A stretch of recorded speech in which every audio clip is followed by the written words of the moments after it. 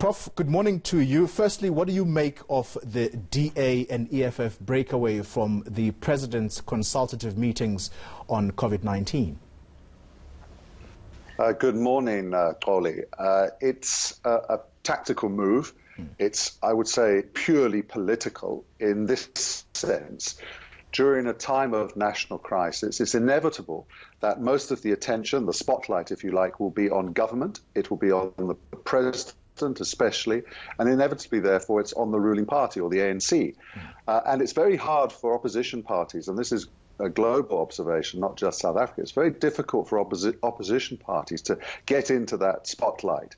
And so after a while, they begin to feel the effect of that. They begin to yearn for more attention and for more opportunities to criticize, to have their voices heard in the public domain, and so on. They fear that they may be losing out politically. Now, my view is that they should play the long game. They should, as I put it in a couple of articles, they should seek to win the peace and not win the war, because they can't really win the war. As I say, government has the driving seat, and everyone is looking for government to govern and lead the country away from the crisis.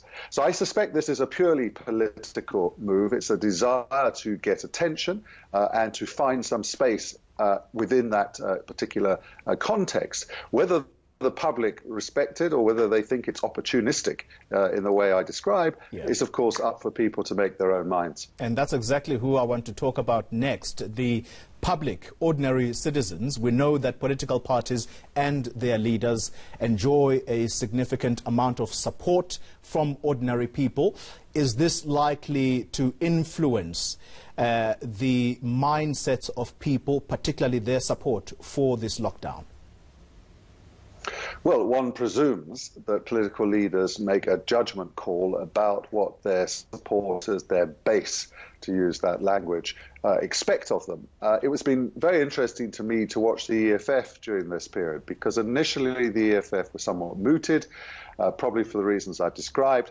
They were unusually constructive and cooperative by their robust, muscular political standards. But then something turned, and it was after the president's last address to the nation a couple of weeks ago, where within minutes of him announcing that the country had been moved to level 3, the EFF started to reposition itself. They started, in effect, to put them in the position where they will blame Ramaphosa specifically for deaths that follow the announcement of level 3. Now, because on the other hand, one would imagine that many people in the country, although fearful of the impact of COVID, will also be pleased to be moving back towards some kind of normalcy, with the restrictions imposed earlier in the lockdown being slowly lifted. Prof, final question to you, and very briefly, if you can. The president, we know, has been cultivating this image of a president who does not take decisions before consulting, and sometimes to the frustration of ordinary citizens. Why is that image important for him, and what happens now when he's being accused of taking unilateral decisions? Well, I don't know if it's important for him, but I think it's in his political character, in his political blood. It's just the way he leads. He prefers to lead through the collective. He prefers to lead having lined up all his political ducks and got sufficient support for a decision.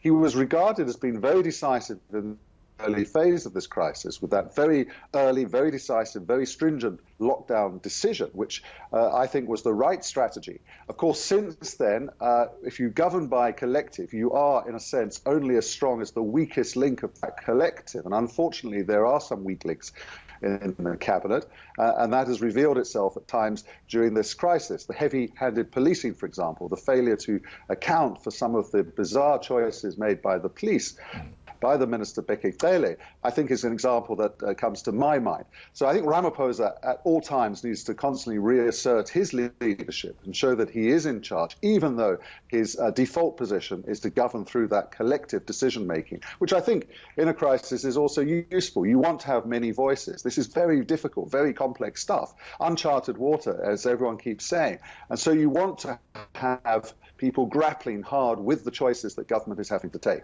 All right. Richard Cullen, thank you very much for your time.